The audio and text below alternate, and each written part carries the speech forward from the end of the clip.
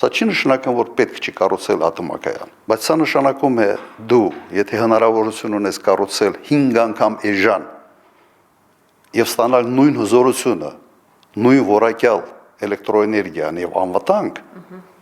սա նշանակում է դու մեր քաղաքացիների վրա այդ բեռը 5 անգամ ավելի քիչ ես դնում։ Ընդհանրապես սա է։ Երբ որ ես լսում եմ, թե պաշտոնյաները ինչ են խոսում այդ թեմայի շուրջ, ուղղակի շշմում ես, ինչքանով չեն տիրապետում ընդհանրապես հարցը, որի մասին խոսում են։ Նախարարը կոնկրետ ասում է հետևյալը, որ մոդուլային էլեկտրոէներգիան հնարավորություն կտա ցերեկվա, գիշերվա ռեժիմները կարգավորել։ Դուք, եթե մտածում եք, որ ատոմակայանը կարող է ցերեկվա եւ գիշերվա ռեժիմների կարգավորման առարկա դառնալ,